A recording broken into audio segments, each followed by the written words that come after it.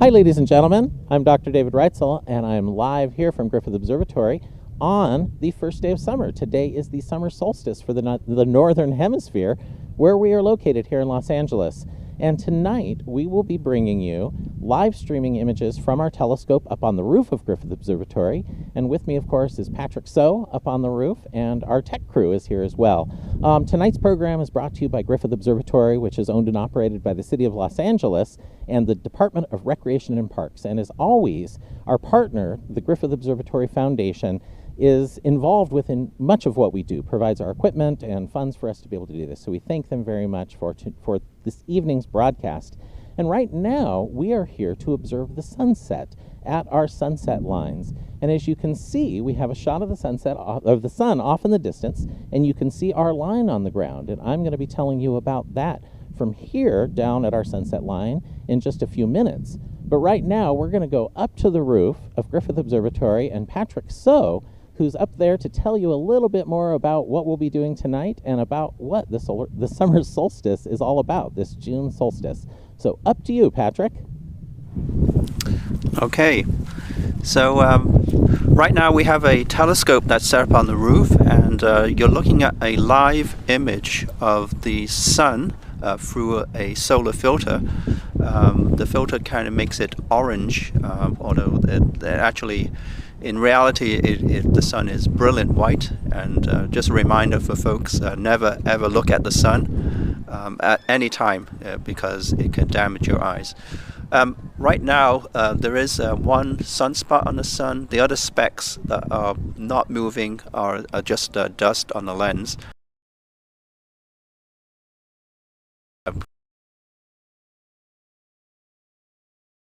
But it will actually go behind the western part of Santa Monica Chain Mountains a little bit earlier than that. You can see that near the bottom there's some rippling there, and that's just due to the atmosphere and the turbulence that's causing the sun to do that. So there's a beautiful image of the sun.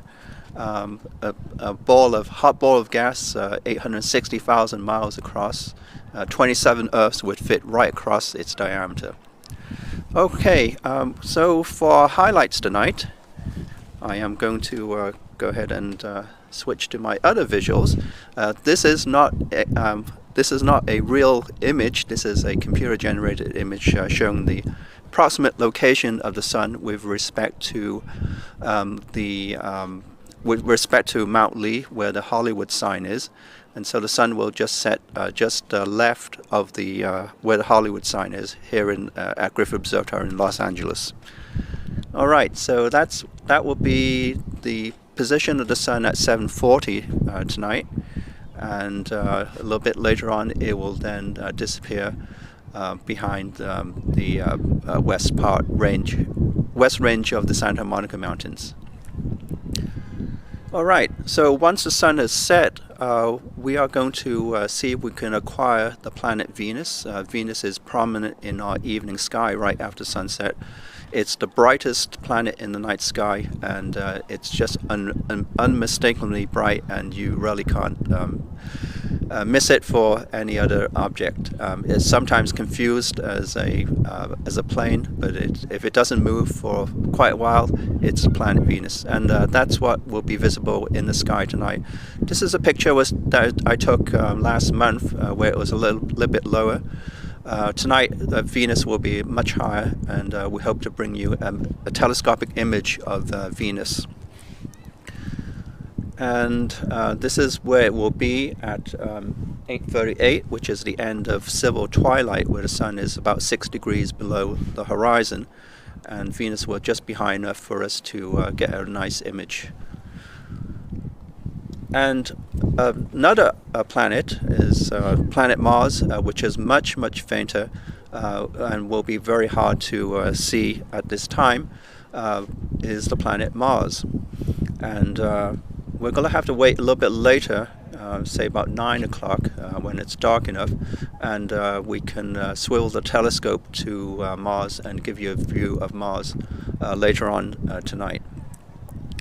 The other object that's up there, there's Mars. And in fact, Mars I'm just going to enlarge this, zoom in here, because Mars is close to a cluster of stars known as the Beehive cluster in the constellation of Cancer the Crab. And this cluster of stars is about 600 light years away. And the cluster is about 600 million years old, but it's very big. It's about 3 times the diameter of the moon, the whole cluster that spans in the sky. So we might not be able to bring you Mars and the Beehive cluster together. We might be able to just see a few stars near the cluster, although Mars is right next to the Beehive cluster. All right, well, the moon is up tonight, and it is near full. It's actually going to be full in just about 4 days from now, so it's a waxing gibbous, and we'll also swivel the telescope and give you a view of the moon tonight.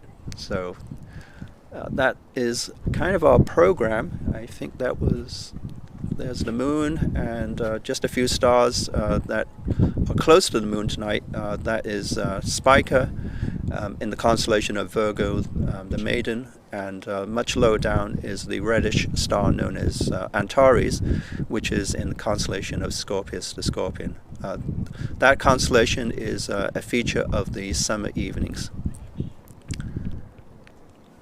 Okay, and we're going to go ahead and hand it back to Dr. Reitzel, who will be telling us some more about the solstice sunset.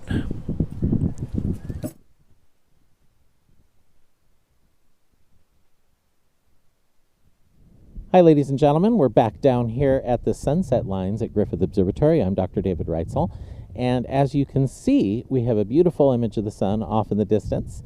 You can see our summer solstice sunset line down engraved into the concrete down below. But that is not the only line that is here. We actually celebrate the equinoxes and the winter solstice here as well. So let's take a look at these other lines. Our cameraman can follow me along here a little bit. I have to walk all the way over to here to get to the line where the sun would set on the equinoxes. So the first day of spring and the first day of fall, the sun sets due west, and that's all the way over here. Now you can imagine I walked this far just to get to the equinox line. I have to go, let's see if my cord is long enough.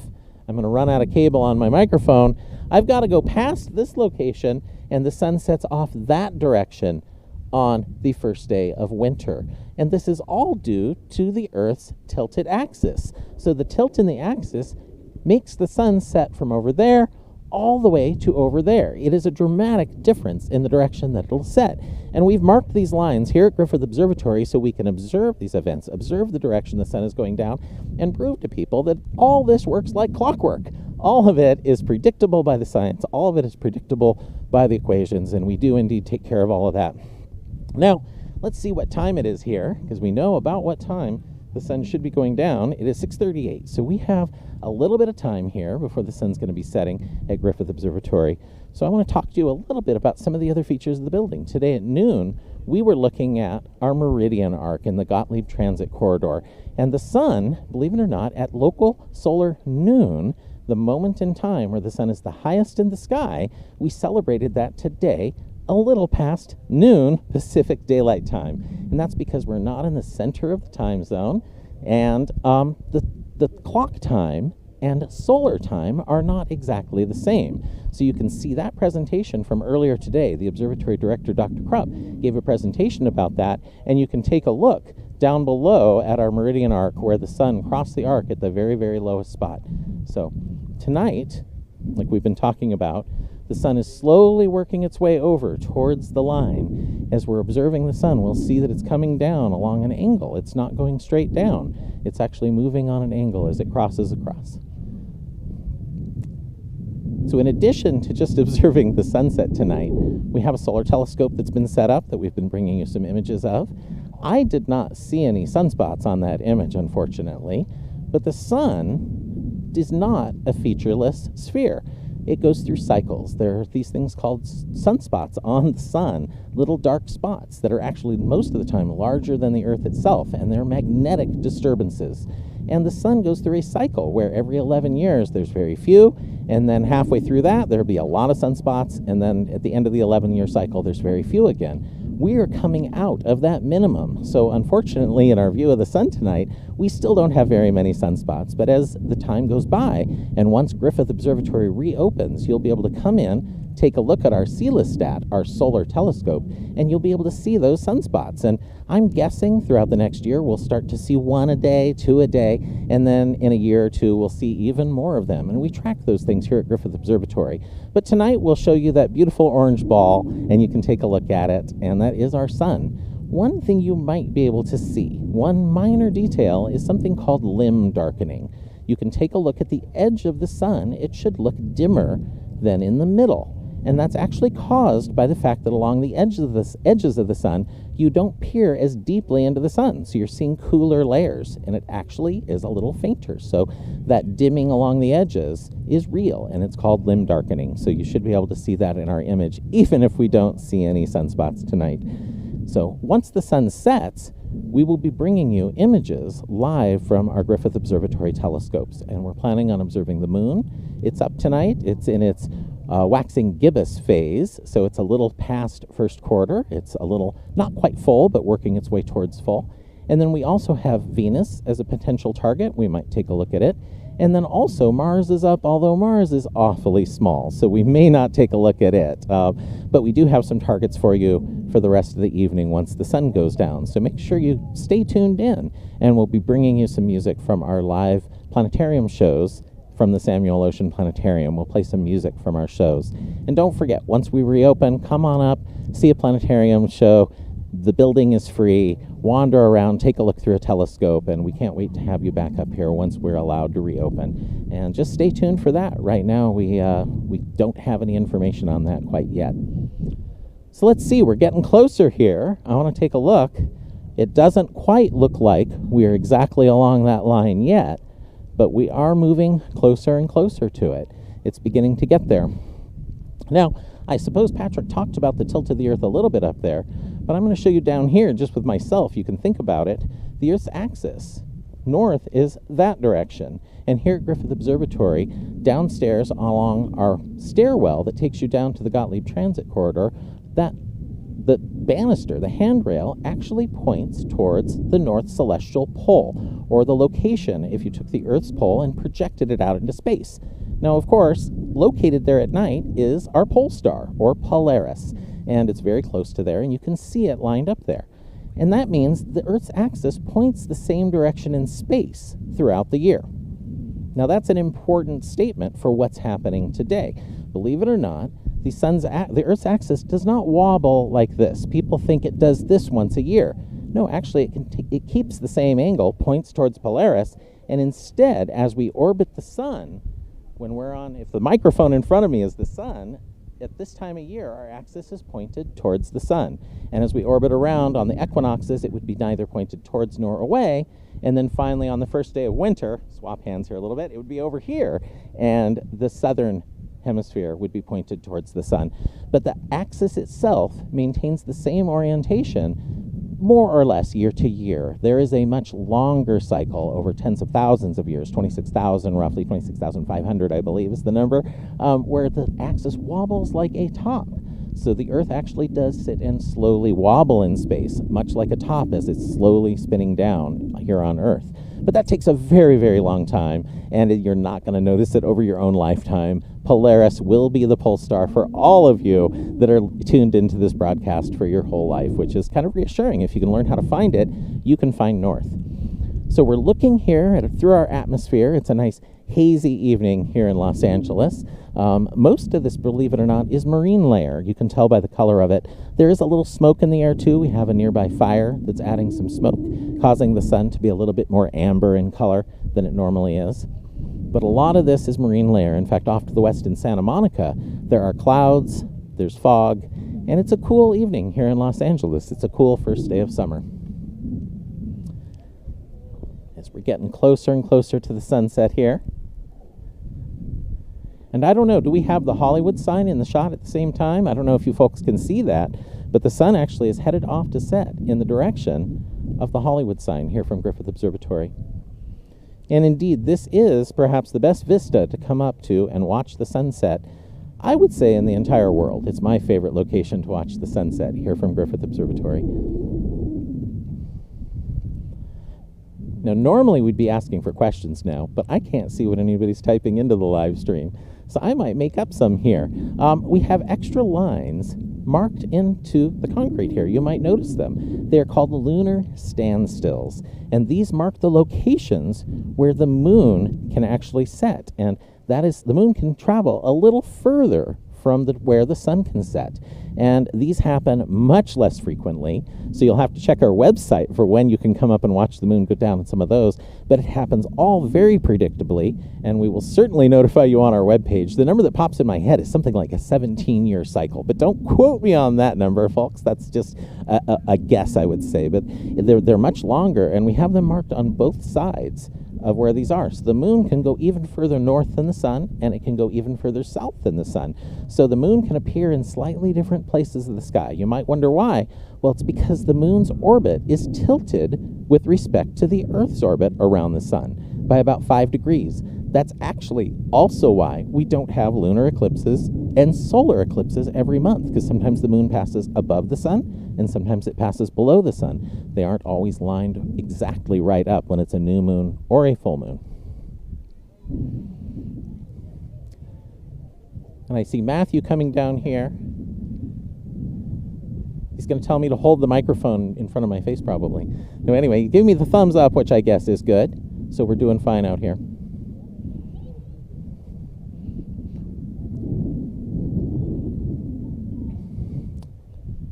So, ladies and gentlemen, we're going to let you enjoy the sunset here in just a moment or two.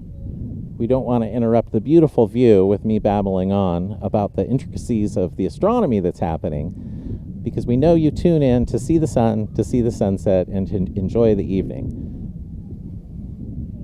So we're going to have this beautiful shot here. We're going to turn on some music in just a moment and listen to some planetarium music and enjoy the beautiful view. And then at that point, we will have a picture-in-picture of our telescope view, and we'll show you the camera view of the sunset. And then indeed, we will come back and show you live images from the Zeiss telescope dome and the famous 12-inch Zeiss telescope that more people have looked through than any other telescope on Earth. So I hope you enjoy the rest of the sunset. I'm Dr. David Reitzel, live from Griffith Observatory. Again, Griffith Observatory is owned and operated by the City of Los Angeles, the Department of Recreation and Parks, and our nonprofit partner, the Griffith Observatory Foundation, assists us in much of what we do, and we greatly appreciate that help. And to all of you that have made donations today, all of that money goes to the Griffith Observatory Foundation, our nonprofit, and that allows us to do things like have our school program be free to the kids.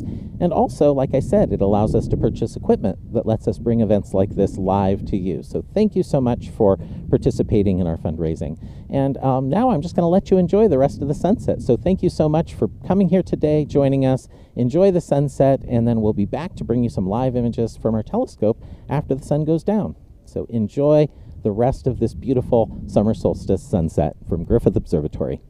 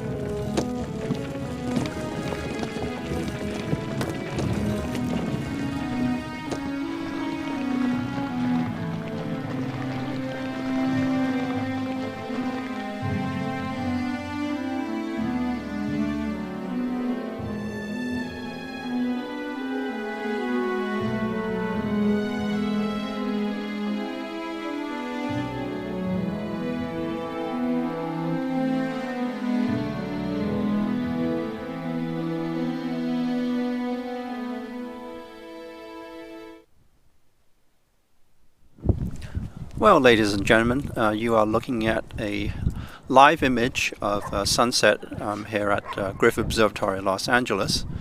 The picture-in-picture at top right is a telescopic view of the sun, and you can see that half of it is gone because it's half of it is hidden by the mountains of Mount Lee.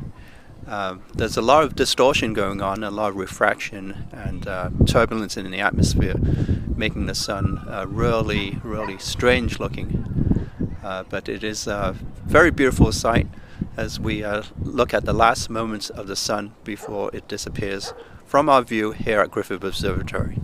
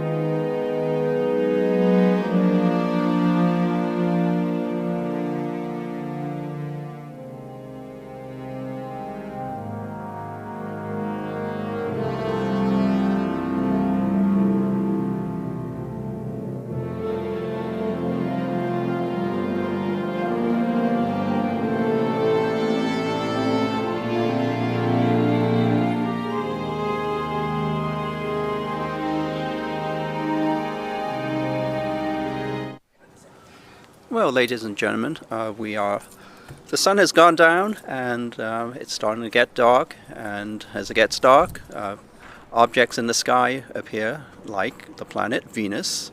And if we can take a look there in our shot, here is the planet Venus. Here it is in our shot through the telescope, and what you can see there is just that brilliant dot centered in this image that we see here. This is a live image of the planet Venus, and as it gets a little bit darker, you can actually go out and look to the northwest and actually see Venus for yourself. So here's our shot, and we're going to go. Let's look at this for a bit, and then we'll go back to playing the music.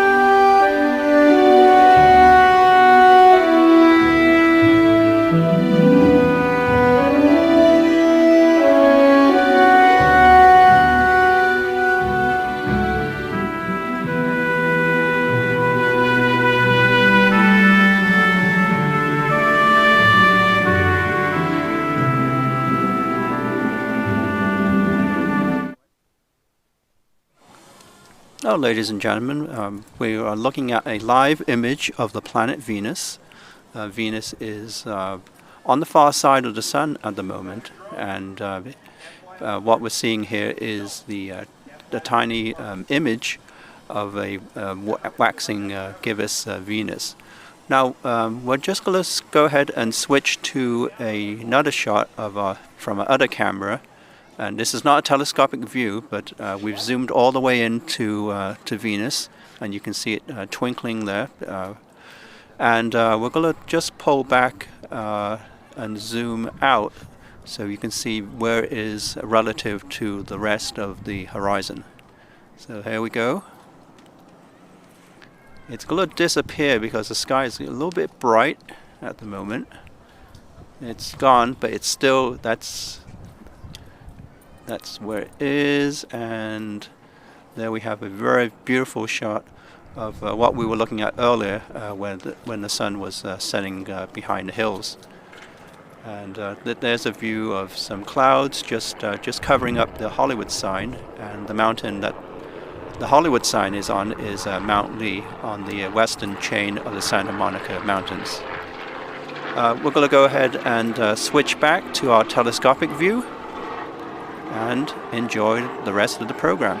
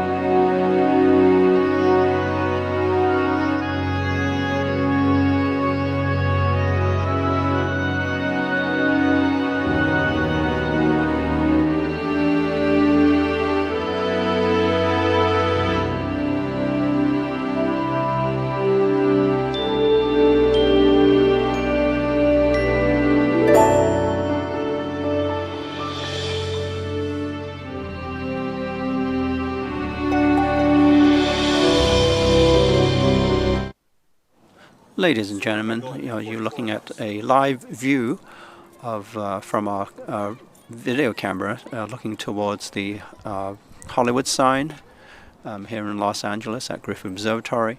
And in the sky, in this view, you can see a kind of like a starlight point of light that's twinkling. That is the planet Venus. So it's being picked up by the camera. It's so bright that it actually shows up in the video camera. So that's the planet Venus. We are adjusting our telescope, and we're hoping to bring you a live image of the waxing gibbous moon.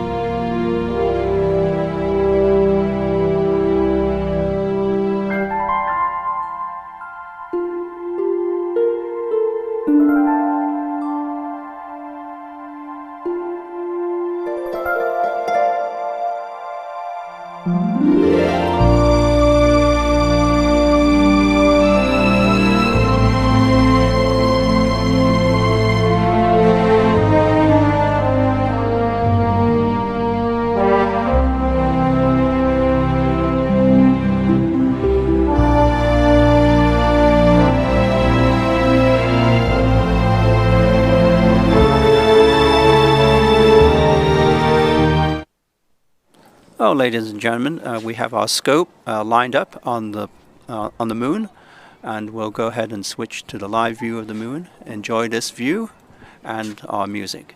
Thank you.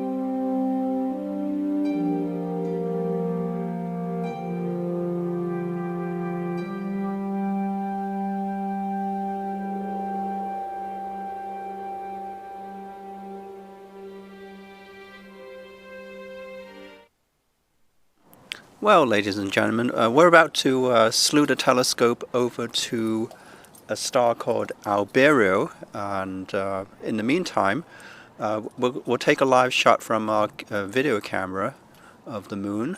It's kind of it's really bright, and so it's washed out. But we're going to zoom back out. So that we can see where the moon is relative to the beautiful nightscape of the city of Los Angeles, and of course Griffith Observatory.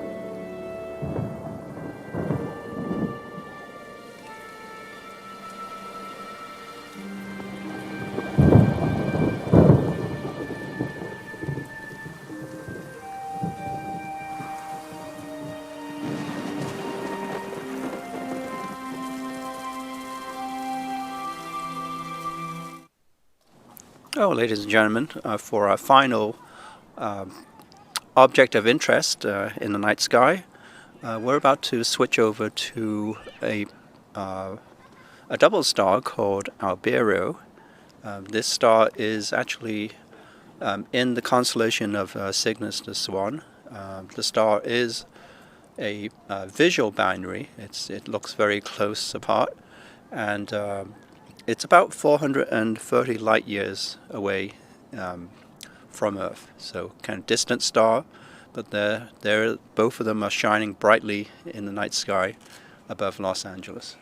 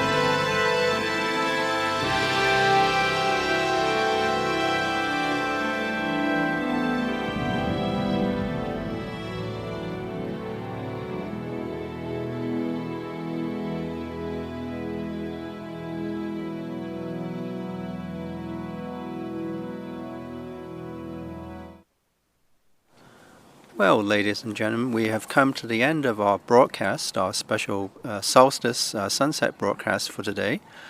Enjoy this view of the city. This program has been made possible by the City of Los Angeles Department of Recreation and Parks and our very own Griffith Observatory Foundation. I bid good night to all of you out there for watching this program, and hope you can join us for future programs here at Griffith Observatory. Thank you.